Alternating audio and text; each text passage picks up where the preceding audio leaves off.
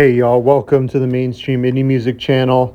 We cover all things alternative indie and the like, and a special shout out to you guys. I kind of forgot to mention this last week. I think I touched on it very briefly, but the month of July was such a chaotic month, and I definitely slowed down on this channel, which is fine, to be expected. But at the same time, I also had a lot of people showing their support, whether it was by viewership, whether it was by comments, and it just was nice. Like I've said from the very beginning, this has never been about numbers because, obviously I know this is kind of a niche thing on this channel, a subject on this channel. So it's not going to explode with numbers, but I also don't want it to. I want people to be here who love the music that I love talking about it, discourse about it. Anyway, that's all I wanted to talk about. But we're talking about a story with a very tragic beginning. It's not easy to talk about. And throughout this whole thing, I want you all to know I'm definitely not trying to make light of or romanticize what happened, but it's such a huge thing that Riot has pulled off. I also just had to talk about it at the same time. For a lot of bands, their legacy is defined by maybe one hit song, a legendary album, or maybe just this meteor rise to fame. But some of them, and we have talked about them on this channel, I think of bands like Airborne Toxic Event, Cloud Cold, and so forth. They have something a little bit more complicated, more involving a tragedy or a loss. And that is Riot. Because behind that sound that they have, the string instruments, the infectious melodies, the rock behind it, they were just 6 kids from Syracuse University in New York. They were touring, they were making music, and already what was setting them apart was their 2 string instruments, having a violinist and a cellist in the band. There was something different about them. They were standing out. It wasn't just another 4-piece band, which I talked about many a times. That 2000s indie rock really moved rock and roll away from that more than anything. But they were energetic, and more than anything, they were moving fast. They were moving quickly. They were being noticed. They were getting on those college airwaves. They were starting to make their rounds with producers, kind of getting off of the college campus more than anything. And then the year 2007 came. Fast forward to June 2007. After a show, their drummer, I'm going to get to that in a moment, but their drummer disappeared after a concert. Search began. His cell phone was found in a bay, and then later his body was discovered. He was only 23 years old, man. To this day, of course, nobody knows what actually happened, but police say maybe it was just an accidental drowning, an accidental death. No, foul play, but you imagine for the band, it wasn't just losing a drummer, losing a friend, one of their founding members, one of the people that helped create the band, kind of give them that idea. And he didn't know. Of course, he wouldn't have known what was ahead of him, what was just about to happen.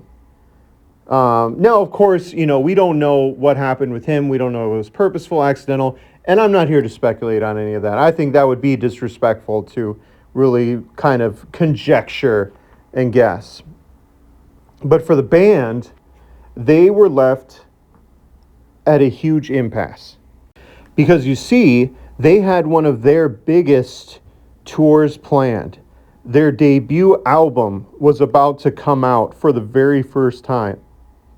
They had a lot of pressure on them because it was kind of that moment they had to decide what they were going to do. Now, they could have stopped. They could have thought, this is just too much. We just can't do this right now. Maybe they even might have delayed it, but they didn't. Just a few weeks later, all of them as a group announced they would continue Riot and continue really with their schedule as it was. Now, they weren't trying to forget him. They were trying to keep going while carrying on his memory. And their next chapter, I mean, it just blew up. That debut album, The Rum Line, it's energetic. It's colorful. I mean, honestly, I love that album. Strings, the melodies, the voice. But there is grief because he had written some of the songs on that album, including one song which was a direct commemoration for him, St. Peter's Day Festival. But there was still a melancholy and a happiness to them. You know, they didn't turn into like a completely different band. It kind of wasn't a funeral album, you know, even though they did have aforementioned songs, including another song, Dying is Fine. But they wanted music that would celebrate his life and also music that they were happy and proud of that he contributed to. So they kept going, they kept playing, they kept touring. They made a second album, The Orchard, in 2010. And that's why their interesting story continues. Because really, Riot as a band never stopped evolving. They never stopped changing. Because in 2013, Beta Love was released, heavy synth album, but the strings were still there. 2016, they released the album Need Your Light, and Super Bloom came out in 2019, which was almost perfect. You know, it almost became a metaphor for where they were in the beginning, where they started, and where they were today. Honestly, they are almost a completely different people from way back then. I mean, can you blame them? It's been 20 years that they have formed as a band and kept going. Man, it just seems like yesterday. Because you don't really, like, overcome the death of somebody that you love and that you care about, right? Really, what you do is you take an honest look at that grief and you continue with them in your heart. Sadly, John Pike, he never got to see what Riot would become. He never got to see that album debuted. He never got to see what would happen to that group for well over a decade, like especially in the 2010s. He didn't get to see them change with the times, but they didn't replace him and erase him and move on. They don't pretend like that original lineup never existed. And that's what makes them such an awesome group.